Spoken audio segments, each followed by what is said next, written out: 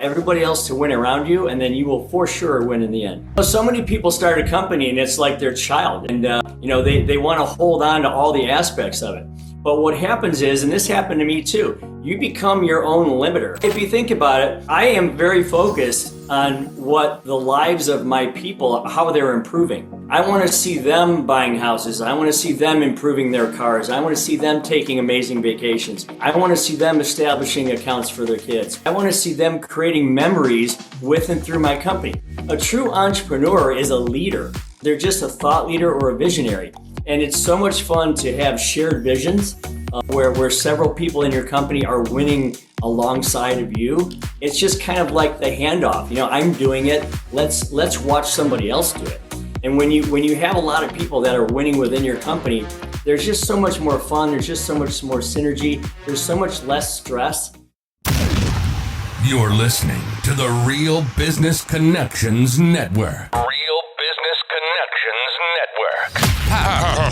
Powered by Balbert Marketing, LLC. Subscribe now and check us out at realbusinessconnections.com. Enjoy the show. Welcome, everyone, once again to 15-Minute Friday on the Real Business Connections Network. Here we got easy to implement business tips for busy people. So let's dive right in. I'm here today with Ken Rusk. Ken, what's happening? Thanks for having me. I really appreciate it. Quick bio I always start to get us started. Ken is the author of Blue Collar Cash and President of Rusk Industries. He turned his start as a ditch digger into a successful career without a college degree and is a huge advocate for the value of blue-collar work. His approach to achieving comfort, peace, and freedom has been endorsed by so many, including a big shot from my hometown of Rochester, New York, Tom Golisano. So let's get started there. How do you know Tom, or what's something he's taught you, Ken? Well, I got to tell you, I love stories where people go from nothing to something, and especially something major. So, it's great when you read his book.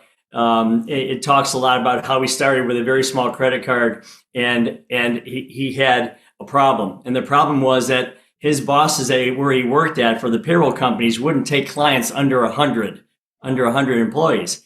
And he kept finding all these people. So they said, well, what are we going to do? Just leave all these people by the wayside who want payroll services? And they said, they're sorry, they're too small. They won't pay the bills for it.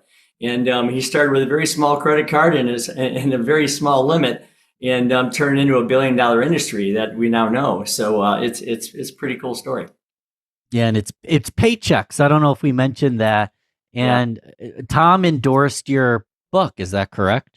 He did, yeah. So we share an editor in New York, and I read his book and I loved everything about it. So I called the editor, and between us, we worked it out where he would put a quote on the book, and I was very honored because he's a major league guy, and again, to go from where he was to where he is now, that's pretty cool.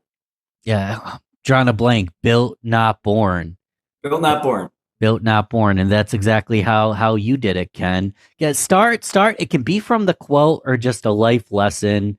It could be a quote from the book or just a quote, like a life lesson. How should we get started today?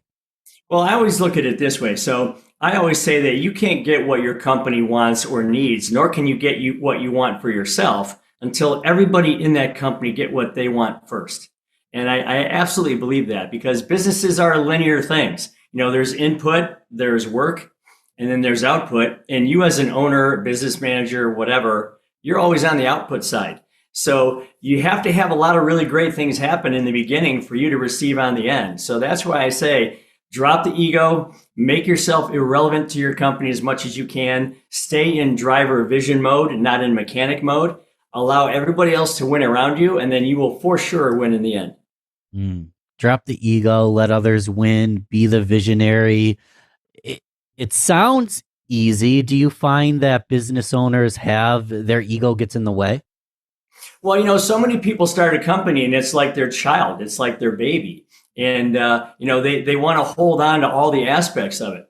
But what happens is, and this happened to me too, you become your own limiter. You become your own ceiling, because you might think incremental growth is the way to go. You might have a bunch of hidden intrapreneurs around you in your company that are thinking, man, we could take this thing so much further. So you learn that lesson the hard way. And I think people need to say to themselves, I'm one person. Okay. I'm not going to put in 70 hours a week, go home, kill myself, but say, wow, beat my chest and say, look at what I've done. I run this company. So you're either running your company or it's running you. And that's why I say it's so much better to allow people around you to win for themselves first and for you, the company, second. Because when you get that type of synergy, I'm telling you, your company will go way further than you can run it yourself. To the moon. And you mentioned we might not even know it, a ton of intrapreneurs already in our company. Tell us what's an intrapreneur and maybe give us an example of how those people really help you build your company. Well, everyone's always afraid of making somebody too good at what they do because then they might lose them to something else. But there is that layer of person who says, I don't think I want to go out and borrow enough money to buy 42 dump trucks like I did. Okay. I don't want to go out and put myself at risk liability wise, all the risk of buying buildings and doing all those things, setting up businesses, all the payroll and all the things that come with it. But they still feel like they want to kind of run their own show. Those people are out there. And what you do is you allow them the space and the freedom to create departments the way they want to run them, but within your framework. And then they get bonused and they get, payroll. They get compensated by how well their division does within your company. It's almost like you have several divisions within a company all run by these individual intrapreneurs. And that's why we call them intrapreneurs versus entrepreneurs. And, it's just a genius way to do it because people, they want to feel safe like they do in a big corporate world, but yet they don't. They want to run their own thing. So you kind of run that fine line and they fit in this really cool space where they feel like they own their own company and they have autonomy over it within the framework that you establish. I love that. Let's talk a little bit more to the intrapreneurs listening out there. I'll be the first one to admit I started a business and I still flirt with closing the business and working somewhere else because I'm good at marketing and I'm good with sales, and business ownership comes with a lot of stresses I didn't imagine.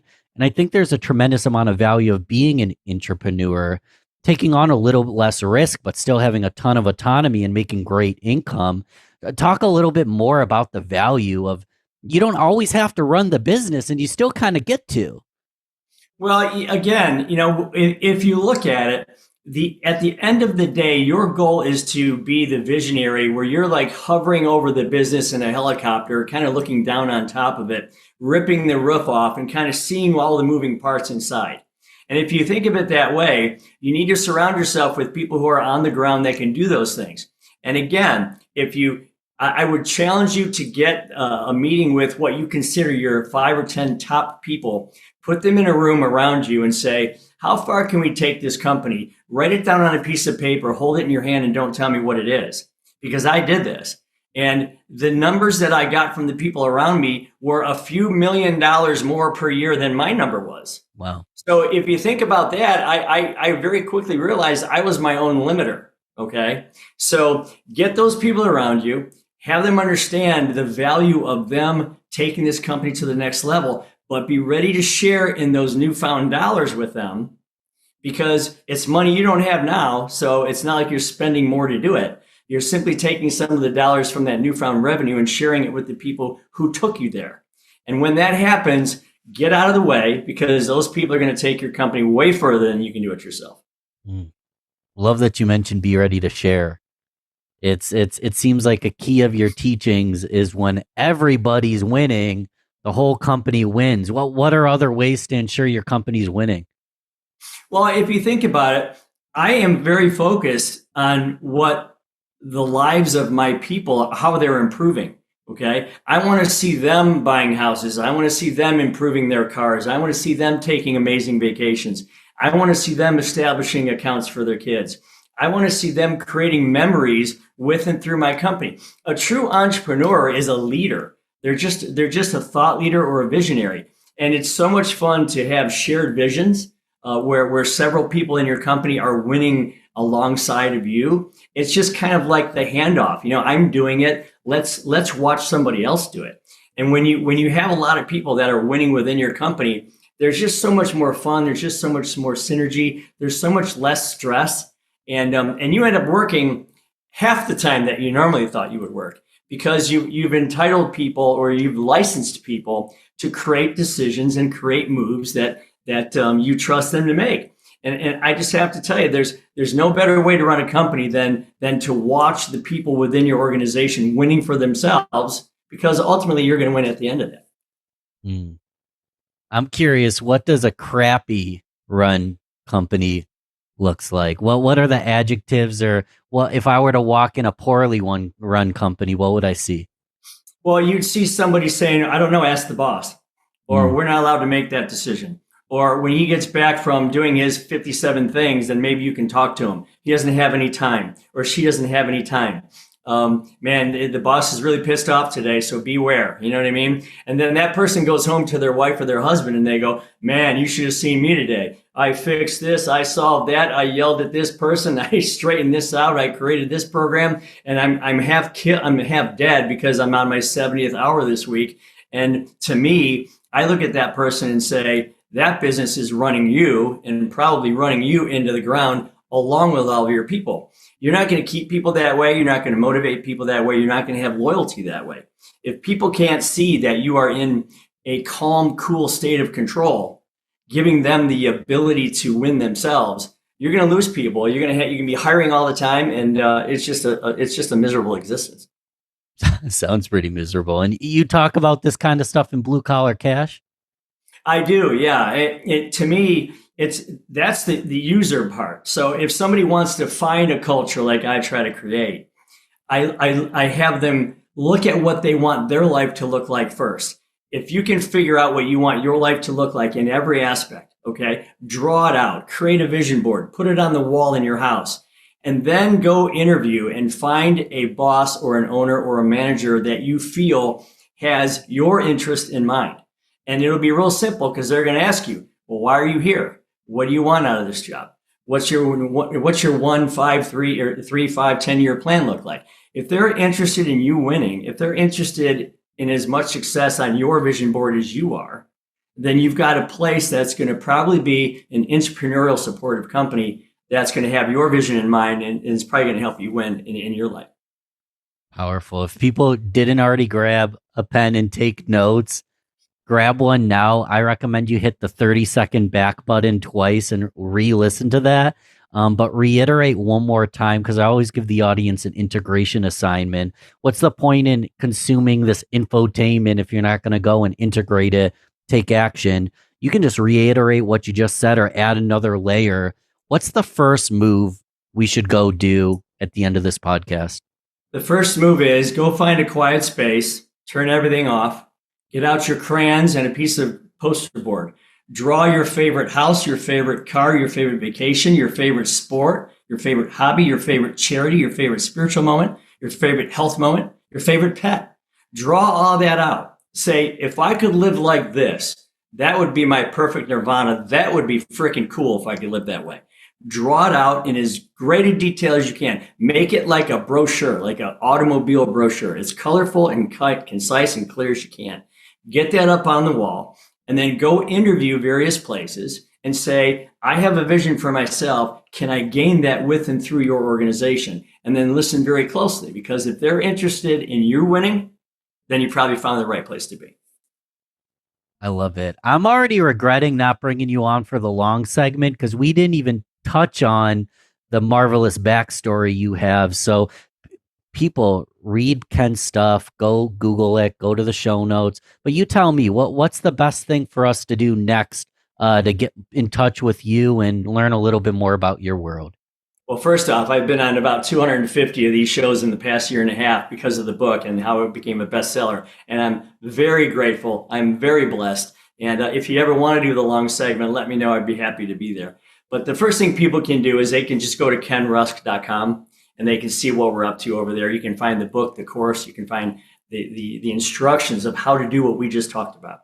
And there's a lot of great things that we've done there. You can also find me at Ken Rusk Official on Twitter and on Facebook and Instagram, TikTok, all those places.